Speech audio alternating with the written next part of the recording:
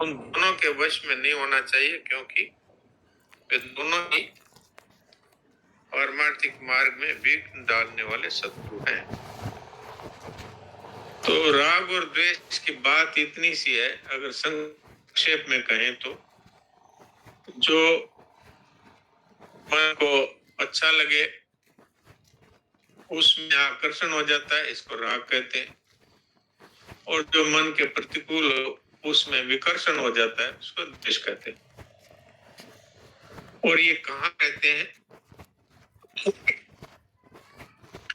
तो महाराज जी ने बताया है कि मूल में ये राग द्वेष जो तादात्म्य रूप अहम है उसमें रहते हैं।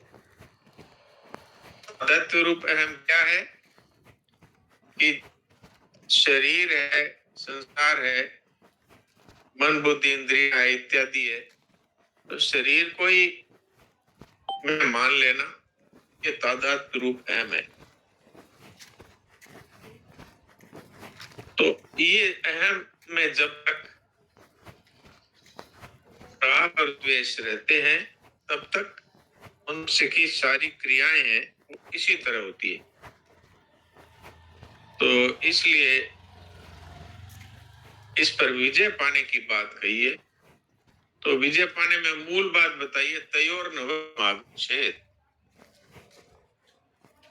भगवान साधक को ये कहते हैं कि राग द्वेष की वृत्ति उत्पन्न हो जाए तो भी साधक को निराश नहीं होना चाहिए, क्योंकि ये आने जाने वाले हैं और अपना स्वरूप है वो सदा रहने वाला है।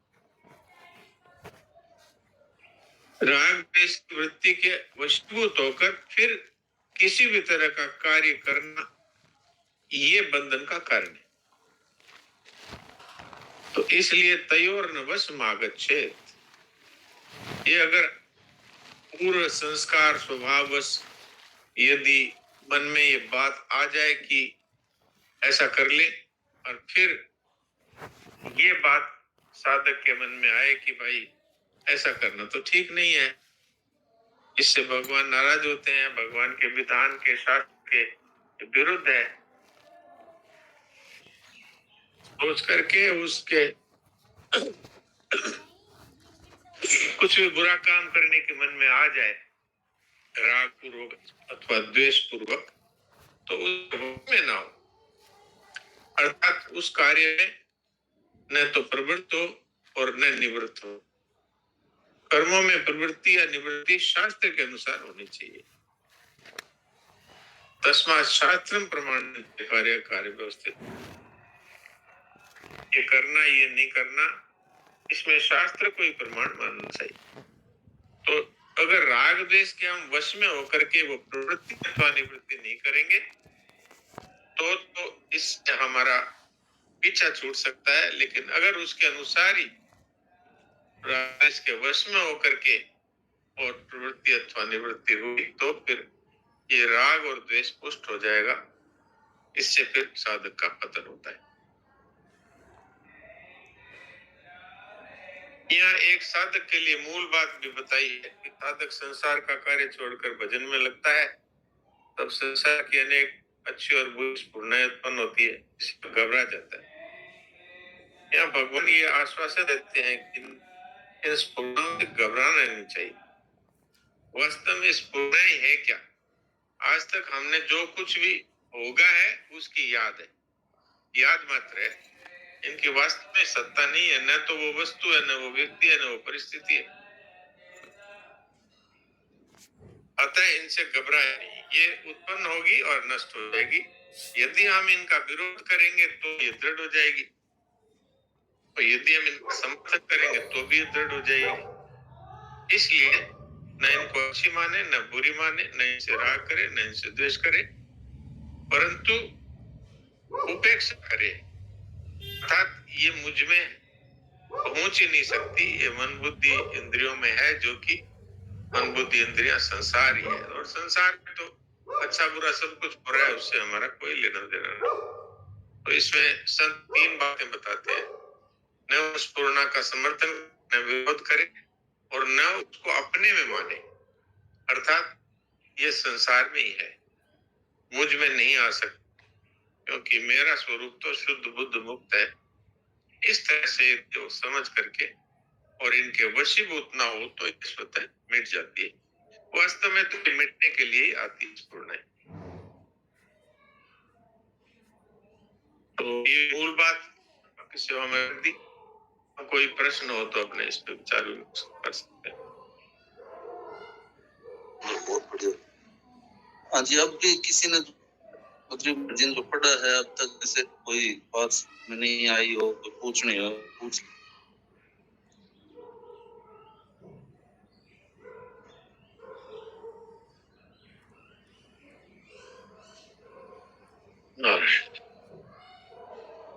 ये जो सत्संग भजन है वो बता था, वो राग होएगा तो संसार में द्वेष होगा, वो क्या था पूरा थोड़ा और क्लियर कर दो। जैसे टिप्पणी में भी बताया तो टिप्पणी आप पढ़ के बता दो सबको। हाँ, वो बात ये बताई है कि खाली राग और द्वेष संसार में नहीं होते। कई बार राग द्वेष इसमें सत्संग भजन ध्यान आदि में भी हो जाते हैं। सुन के तो कैसे लग नहीं, इसमें तो कैसे भी लग जाओ होगा तो अंत में भलाई। पर ये सूक्ष्म बात है, तो ये सूक्ष्म बात है, इसको भी मिटाने के लिए महाराज जी ने ये बात कही है कि जैसे किसी सत्संग में या साधन में या भजन में राग होगा, और कोई मान लीजिए कि सत्संग में जा रहे हैं पत्नी और पति ने कह दिया कि नहीं नहीं जाना है, वहां मोडो में क्या रखा हुआ है। तो अगर उसका सत्संग में राग है तो वो पति को गुस्सा करके बोलेगी कि आने तो नरकाम जानो है, मैं तो कम से कम हमारी जिंदगी सुधारूं। लेकिन अगर वो प्रेम करती है सत्संग से तो उसके मन में ये विचार आएगा कि जरूर मेरे सत्संग में लगन में कुछ कमी है, तभी ये विधान आया है, और उसको रोना आएगा कि मुझे अपनी कमी सुधारनी चाहिए ताकि फिर ऐसी बाधा मेरे जीवन में नहीं आएगी। ये बहुत ही एक गहरा भाव है। तो अगर क्रोध आता है तो राग है, और रोना आता है तो सत्संग प्रेम। ऐसी ध्यान के बारे में समझना चाहिए। तो ये बात है। फिर इसमें कोई बात अभी भी खुलासा करनी हो तो आप हम लोग विचार विमर्श कर सकते हैं।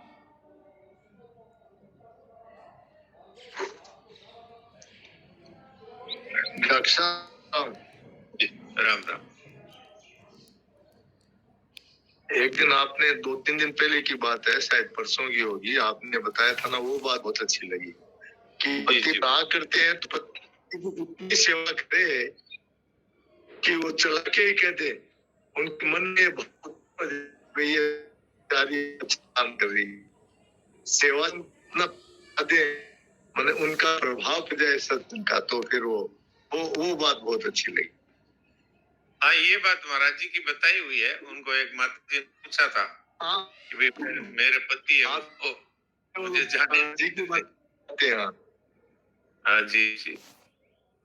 तो ये ऐसी बात है, और उसमें क्या है कि वास्तव में पति की सेवा में कुछ हमारी कमी रहती है, और तो ये अपने में ही कमी माननी चाहिए, तब तो मनुष्य अपना सुधार करेगा। और अगर वो कमी मानेगा पति में वो मानेगी तो वो पति को ही सुना देगी, बोले तन तो नरकाम जानो है, मन तो हमारे सुधार कर दो जिंदगी को। तो उल्टा असर हो जाएगा उसको। फिर तो पति और गुस्से में आकर कहेगा अब तो तन जानो ही कोई, बट सत्संग में ही सीखाएगा तू बता। तो इसलिए ये बात महाराज जी ने यहाँ कही जी। एक महाराज जी ने सब कहा था ना कि वो किसी ने कह दिया धूड़ थारी सत्संग में, थोड़ा हमारी सत्संग में धूड़ तो मत डालो। ऐसे धूड़ तारी सत्संग में वो इसलिए कह दिया कि भाई तू पति की आज्ञा के विरुद्ध जा रही है और फिर पति को तू बता रही है दोषी, तो थारी सत्संग धूड़। तो महाराज जी क्या भाई सत्संग में धूड़ तो मत करो भाई। एक अंग्रेजी की प्रचलित कहावत है, love conquer where the force fail. प्रेम से जो आदमी जीते शास्त्र कर सकते हो, तो वही बात हुई भी पिछले संदर्भ में की बात चल रही थी। Absolutely right. प्यार से ही जीत सकते हैं, लड़ाई से नहीं। सही बात। प्यार से तो शत्रु भी है, मित्र हो जाता है। और लड़ाई अगर मन में भी हो तो हमारे मित्र भी हमारे शत्रु बन सकते हैं। खाली हाँ हमारे जी। मन में ही है लड़ाई की बात। तो जी डॉक्टर साहब प्रणाम। प्रणाम, बोलिए। पृष्ठ संख्या 242 बाएं तरफ नीचे वाला पैराग्राफ।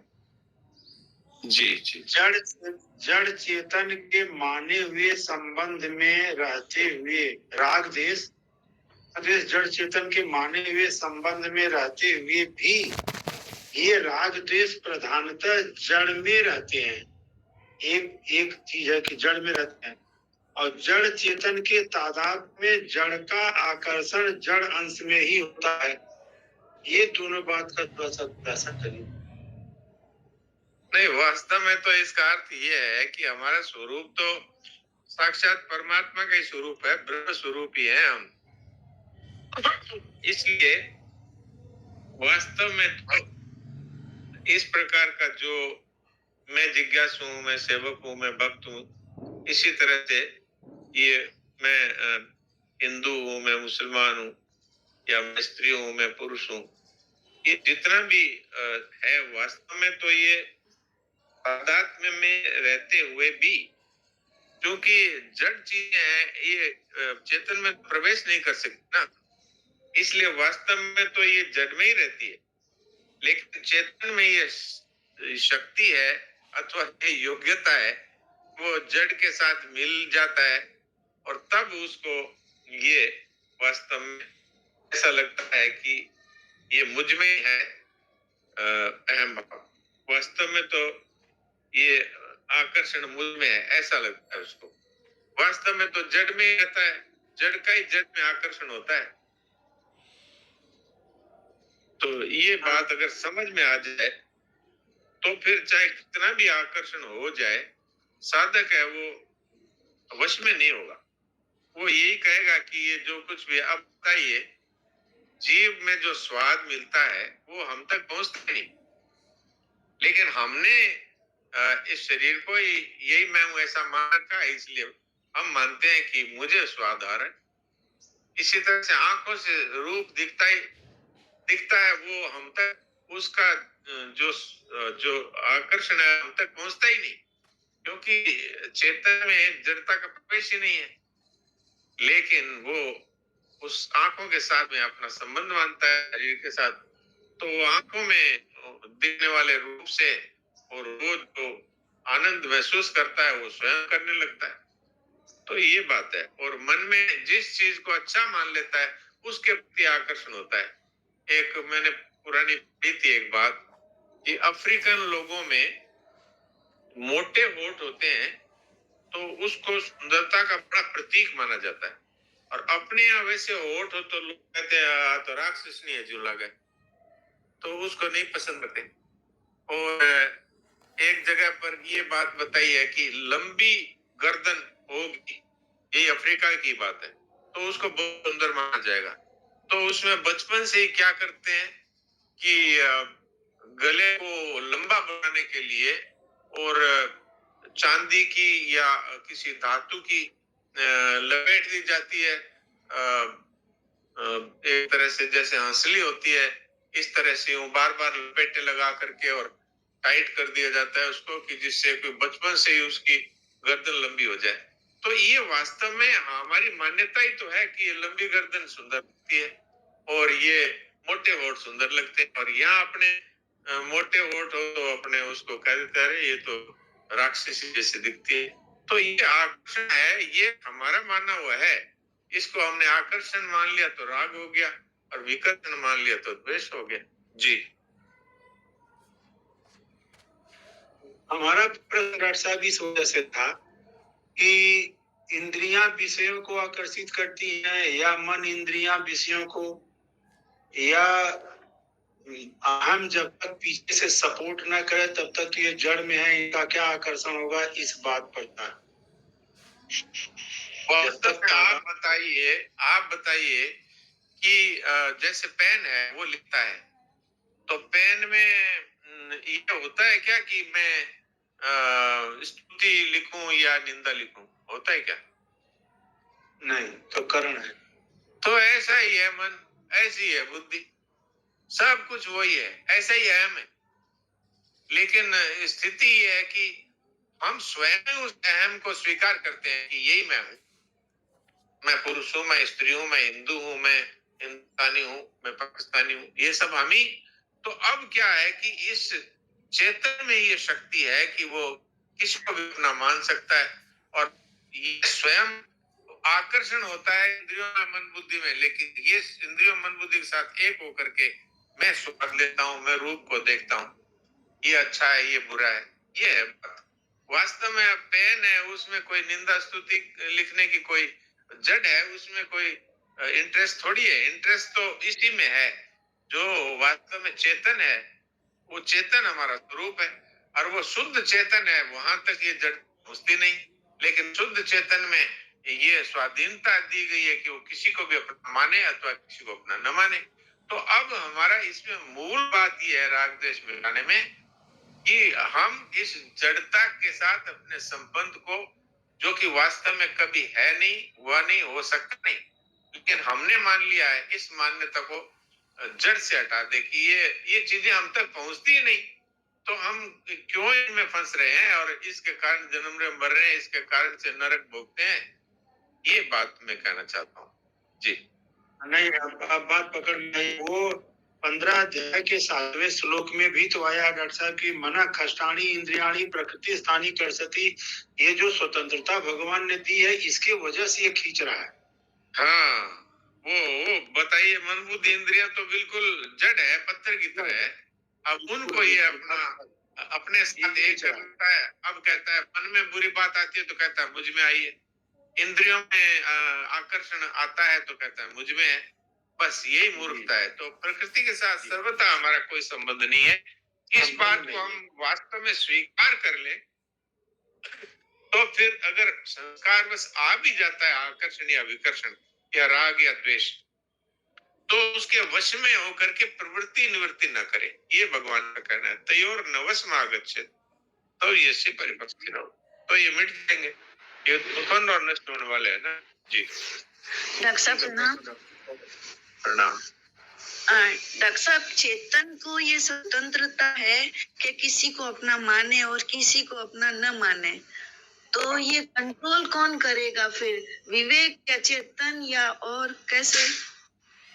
खुद ही करेगा इसमें। और तो सारे के सारे, मैंने पेन का उदाहरण दिया ना, ये सब जड़ है। एक पत्थर में ये सामर्थ्य थोड़ी है वो किसी को अपना माने अथवा न माने। और पत्थर को ये पता थोड़ी लगता है कि मैं मानता हूँ कि नहीं मानता हूँ। ये तो चेतन ही है। चेतन को अच्छी तरह पता है कि ये नष्ट होने वाले हैं, और इनको मैं अपना मान करके और अपने आप को मैं गर्त में गिरा रहा हूँ। तो वही जिसने अपना माना, वही इसको कह देता है ये मेरा नहीं। वही सुधार नहीं करता है। इंद्रिया मन बुद्धि में कहाँ ताकत है? कुछ भी नहीं। वो तो हमारी ताकत से ताकतवर है। आप बताइए, संसार में ये देखा गया है, एक बात और कह दूं, संसार में देखा गया है छोटे छोटे बच्चे भी हाँ भाईला मैं थार भाई लो, और फिर उसकी कोई बात झगड़ा हो जाता है तो जा तू भाईला। तो ये किसमें है ताकत? ये ताकत स्वयं में ही है। उसको आता है अपना मानना और अपना न मानना जी। खुद को ही सुधारना है जी। हाँ, और खुद को ही पता लगता है कि मैंने ये गलती की। ये साधक को पता लगता है। जो असाधक होते हैं वो तो जानते हैं कि मेरी भूल है, लेकिन वो कहते हैं नहीं गलती तेरी है। तो ये असाधक की बात नहीं है, साधक है। और जिसके मन में लगन है कि मुझे जड़ता से संबंध विच्छेद करना है। और फिर अंत में ये बात कही थी महाराज जी ने, यदि सब कुछ करने के बाद भी राग द्वेष नहीं छूट रहे हो तो भगवान के शरण हो जाए। मैं जैसा भी हूँ प्रभु आपका हूँ, और मेरे से ये नहीं हो रहे हैं दूर, आप कृपा करिए। तो ये अवश्य दूर हो जाते हैं, क्योंकि उसमें तो भगवान की शक्ति लग जाती है। ये साफ लिखा है 243 पेज में 3रे पैरा में। यदि शास्त्र आदमी को दूर करने में अपने को असमर्थ पाता है तो उसे सर्वसम्मत परम शुद्ध प्रभु की शरण में चले जाना चाहिए। फिर प्रभु की कृपा से उसके राग द्वेष दूर हो जाते हैं। प्रभु कृपा कर देंगे फिर तो। कोई उपाय नहीं है। अगर मनुष्य विवेक विचार युक्त कोशिश कर लेता है फिर भी उससे पार नहीं पड़ती, तो फिर हारे को हरिना भगवान की जी। शरण हो। जी बहुत बहुत धन्यवाद डॉक्टर साहब। जी सर। 99% तो डॉक्टर साहब प्रभु कृपा करे पार पड़ेगा, 99% में लोगों को छुट्टे हो नहीं। हाँ, ये तो इसीलिए भगवान ने गीता के अंत में यही बात कही, सर्वधर्मान् परित्यज्य माम एकम शरणं व्रज अहं सर्व पापेभ्यो मोक्षयिष्यामि। सारे पाप और दोष सब मैं दूर कर दूंगा, तू जैसा है वैसे मेरी शरण में आ जा। बच्चा अगर कीचड़ में लिपटा हुआ है तो भी वह माँ की गोदी में बैठ जाता है, वो ये नहीं देखता कि माँ की साड़ी खराब हो जाएगी। फिर माँ अपने आप ही साड़ी भी धोए, उसको भी धोए, साफ करे, जो करना है करे। जी जब तो प्राय मतलब हाँ जी बोलो मोहनलाल भाई बोलो। डॉक्टर साहब, साधक होता है, साधक जी। का अर्थ यही होता है कि वो परमात्मा की तरफ चले, राम। परमात्मा की प्राप्ति करे। तो राग सत्संग के माध्यम से तो राग अरे एक के माध्यम से संतोष जी, एक बार आप चुप रहिए, बोल रहे हैं ना, फिर बीच में क्यों बोलते हैं भाई? हाँ बोलिए मोहन जी। हाँ डॉक्टर साहब, साधक का आपने बताया ना, तो साधक का तो उद्देश्य एक ही होता है, साधक उसी को कहते हैं जो परमात्मा की तरफ चलता है। बिल्कुल बिल्कुल। तो सत्संग से हमें ये बातें मिलती है, उससे हमारा सुधार हो सकता है, और भगवान की कृपा से तो होता ही। नारायण। अवश्य अवश्य अवश्य। हाँ आप बोलिए संतोष जी। हाँ संतोष कंवर जी, आप पूछ रहे थे कुछ, सबको बोलो। वैसे तो डॉक्टर साहब ये प्राय श्लोकों में देखा जाता है कि स्वामी जी के ये भक्ति वाला मतलब पुट लगता ही है, और हम लोगों को तो यही जैसे साधक ये अपने जो भक्ति योग वाले शुरू से ये मानते ही हैं, वो तो शुरू से कह देता है भगवान होगा तो आपकी कृपा से आप हमारे को निमित्त बना रहे हो, हम बड़ा जोर लगा रहे हैं, तो इसलिए वो तो पूरा सरेंडर रहता है, तो ये इसीलिए उसको जैसे दिक्कत कम आती है, ये बात प्राय श्लोकों में आती है। तो ये इसका यही है क्या? तो 12वें अध्याय के शुरू में साफ साफ कह दिया कि भाई अर्जुन का यही प्रश्न है कि जो ज्ञान योग में साधन में लगे हुए हैं और जो भक्ति में लगे हैं, उन दोनों में से कौन श्रेष्ठ है? तो भगवान ने साफ कहा है भक्ति वाला श्रेष्ठ है। तो और अंत में भी भगवान शरण की बात कहते हैं गीता के समाप्ति पर, तो ऐसे कुछ भी बात नहीं पड़ता, वे शरण हो जाए। जब किसी ने कोई बात रहती हो तो पूछ लो, नहीं तो फिर थोड़ा समय हो रहा है, भजन सुन लेंगे। रक्षा भगवान की शरण में जाने में तो बहुत ही आनंद आता है। वास्तविकता ये है, चिंता दीन दयाल को मोहन सदा आनंद जाय और सुप्रपासी रामनाथ गोविंद। तो माँ जो है ना, जैसे आपने कहा ना कि माँ की वो चिंता है, वो साफ करे न करे, उसे साफ करना है नहीं करना है। तो वास्तविकता ये है कि हम जो है ना, जब भगवान की शरण में है तो फिर राग और द्वेष सब मिटेंगे ही। हाँ ये तो है, पर ये है जरूर कि भगवान अर्जुन को ये कहते हैं कि होगा मेरे दो, लेकिन तू दोनों हाथों से बाण चला। इसका अर्थ ये है कि अपनी तरफ से हमें अपनी पूरी कोशिश करनी चाहिए, और फिर नहीं पार पड़े तो भगवान से कहना चाहिए। जी जी डॉक्टर साहब, एक स्वामी जी प्रवचन में बात कही थी कि जैसे पहले के जमाने में जब टूटियां और घर में नहीं थी, नल पाइप ये नहीं थे, तो एक माँ कुएं से पानी लाती है, उसके दोनों ऊपर सिर पे घड़ा है और हाथ में भी है, तो बच्चे को कहते हैं तुम हाथ उठा तो मैं तेरे को गोदी में ले लूं। अब वो हाथ ही नहीं उठाता है और लेटता रहता है, तो फिर वो बाकी रह जाता है। बिल्कुल बिल्कुल, इतना तो करना ही चाहिए। दोनों हाथ उठाने का मतलब है कि हे प्रभु, मैं सब तरह से जैसा भी हूँ आपकी शरण में। हाँ फिर भगवान कहते हैं ठीक है। हाँ हाँ जी प्रणाम सबको, प्रणाम डॉक्टर साहब।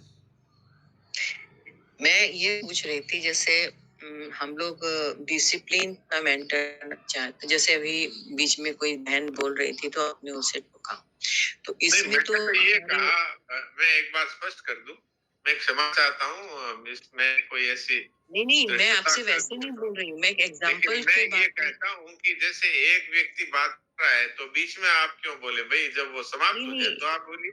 मैं ये एग्जाम्पल के तौर पे ले रही हूँ डॉक्टर साहब, ये सही है। मैं आपको इसी विषय में पूछ रही हूँ, जैसे अपने घर में डिसिप्लिन, इसी विषय में पूछ रही हूँ डॉक्टर साहब। मैं क्षमा प्रार्थी हूँ, आपको खराब लगा तो, लेकिन मेरा वैसा नहीं था। मैं एक डिसिप्लिन का एग्जाम्पल दे रही थी। ये इस एक टाइप का डिसिप्लिन ही तो होगा ना। बिल्कुल। तो अगर घर में कोई इस टाइप से डिसिप्लिन को ब्रेक कर और हम उन्हें टोकते हैं, टोका टोकी करते हैं, तो क्या ये भी हमारे मतलब भगवान के आगे बढ़ने में बाधक है? नहीं नहीं, ये तो अनुशासन को सही रखने से पूरा घर ठीक चलता है। इसी तरह सत्संग में भी ये हमें अनुशासन होना चाहिए, जिससे पूरा सत्संग ठीक चले, किसी दूसरे के बोलते में हमारी बाधा नहीं लग जाए।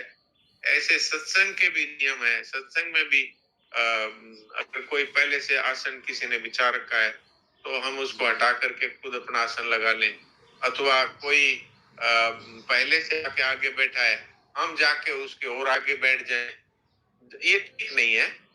तो इसलिए ये बात आपने ठीक कही। घर में भी यदि अनुशासन की दृष्टि से अगर उनको कहा जाए तो इसमें अच्छा ही होगा, उनका भी हित है और परिवार भी सही ढंग से अनुशासन से जैसे चलेगा। परिवार में कोई ऐसे बोल देते हैं ना कि इतना पूजा पाठ करते हैं, इतना सब सुनते हैं, फिर हर जगह टोका टोकी लगता है, ये लगता है, वो लगता है। इसीलिए जस्ट मैं ये पूछ रही थी कि ये सब करना चाहिए या छोड़ देना चाहिए? नहीं, इसकी दृष्टि से कहना चाहिए और मन में किसी प्रकार का क्रोध नहीं होना चाहिए। इसकी दृष्टि से अगर कहें तो अच्छी बात।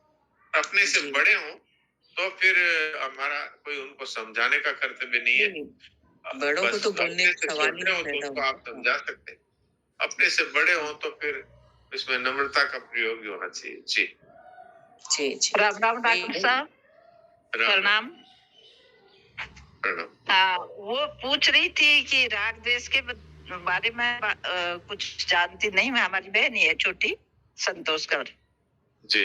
तो मेरे को फोन किया कि वो मेरे को मोहन जी भाई जी की आवाज नहीं आई, इसलिए बोली थी। मेरे को पता नहीं कोई बोल रहा है। हाँ, कोई नहीं।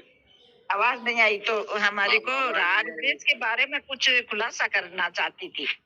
तो मेरे को बोला कि आप कह दो, डॉक्टर साहब मेरा खुलासा कर देगा, मैं सुन लूंगी। हाँ, तो आप डॉक्टर साहब नाराज नहीं है, वो दो दिनों की बातें आ गई ना, इससे तो चाहिए। हाँ, नाराज नहीं, और नाराज होते हैं उनके स्वभाव में नहीं आता है। भाई कोई बोल रहा है, उनको सुना नहीं होगा। डॉक्टर साहब, हम जो साधक भाई बहन हैं, इनमें क्रोध नाराजगी रहेगी तो हमने साधक सवाल ही नहीं है। यहाँ तो हम लोग तो सब के सब एक ही कक्षा के विद्यार्थी हैं, आपस में एक दूसरे के प्रति प्रेम है। बस ये तो इसलिए कहा दिया जाए कि भाई कोई बोल रहा है तो बीच में उसकी बात कट जाएगी, इसलिए बोल दिया। बाकी हमारे तो पूज्य हैं, जो भी यहाँ पर कोई प्रश्न पूछते हैं तो उनके कारण से हमारा भी सुधार होता है, सबका सुधार होता है। तो उस बहन जी को बुलाइए, आप पूछिए, जो प्रश्न पूछिए ना, आराम से एकदम बुलाइए। आप खुद पूछो तो उसमें क्या बात है? अभी आप जुड़े हुए हो ना, तो आप पूछो। जैसे मैं जुड़ी हुई हूँ तो मेरे को बोला है उसने कि मैं तो यही पूछना चाहती हूँ, राग द्वेष के, राग द्वेष और राग किसको कहते हैं और द्वेष किसको कहते हैं, ऐसा पूछना, ऐसा भाव था उसका। हाँ, ठीक है। तो इसमें ये बात है कि संसार के पदार्थों में आकर्षण होना ये राग है, और द्वेष होना अर्थात बुरा लगना अथवा अनुकूलता नहीं प्रतिकूलता लगना ये द्वेष है। तो वास्तव में तो सभी जानते हैं राग द्वेष का खास मतलब तो यही है। ये किसके प्रति हमारा आकर्षण हो जाता है उसको राग कहते हैं, किसके प्रति हमारे खराब लगता है, ये खराब आदमी है, ये खराब काम है, तरह से जो होता है वो द्वेष है। जी। जो प्रिय चीज लगती है डॉक्टर साहब, उसमें तो राग हो ही जाता है। हाँ, हो ही जाता है, लेकिन जड़ता अगर प्रिय लगती है तो वो राग बदन करने वाला है। हाँ, पर हो जाता है। जो अच्छी चीज लगती है और जो बुरी लगती है उसमें। हाँ, तो हो जाता है, इसीलिए भगवान ने कहा है इनके वश में मत हो जाओ भाई। अगर नहीं होता तो भगवान क्यों कहते? इस भी हो जाता है। इसी को तो सुधारना है। जी। तो डॉक्टर साहब कैसे सुधारे? एक बात कहूँ, मेरे पर ही कहती हूँ कि ऐसे राग और द्वेष तो ऐसा तो नहीं होता है, पर कुछ ऐसा हो जाता है, कहीं जाने का काम पड़ता है तो जो कोई पिया हुआ व्यक्ति है, जो हीन जाति का है, तो उसके पास में बैठने का मन नहीं करता है कि खड़े चले जाएंगे, इसके पास नहीं बैठेंगे। तो ये राग द्वेष है या क्या है? इसको क्या बोलेंगे? हाँ, इसको उनको बुरा समझना द्वेष है, और उनसे दूर बैठना इसलिए कि भाई वहां बैठने से इस तरह के हमारे भाव ना हो जाए, इस दृष्टि से दूर बैठना है, इसमें कोई पाप नहीं है। और उनका संग नहीं करना, इसमें भी कोई पाप नहीं है। और उनको बुरा समझना, ये बुरा उनको न समझ करके ये समझना चाहिए है तो भगवान के साक्षात अंश ही, लेकिन इनका ये कार्य बुरा है, तो उस कार्य को बुरा मानने में तो कोई द्वेष की बात नहीं है, क्योंकि वो बुरा कार्य है शराब पीना। लेकिन हाँ। उनको भगवान का अंश समझ करके और मन ही मन प्रणाम करना चाहिए। जी हाँ, ऐसा ही होता है। बुरा ऐसे बुरा नहीं समझते हैं, पर ऐसा लगता है कि इसके पास में बैठना उचित नहीं है, अच्छा नहीं लगता, पास में अच्छा नहीं। बैठना, उसका संग करना, ये इससे हाँ। तो दूरी बनाना ही चाहिए। जी राम राम, प्रणाम। वो कोई द्वेष नहीं है। जी राम राम। हाँ, नारायण। सुनो डॉक्टर। तो 20 मिनट हो रहे हैं सब। हाँ सुनो डॉक्टर साहब, सुनो कुछ तो थोड़ा 5-10 मिनट हो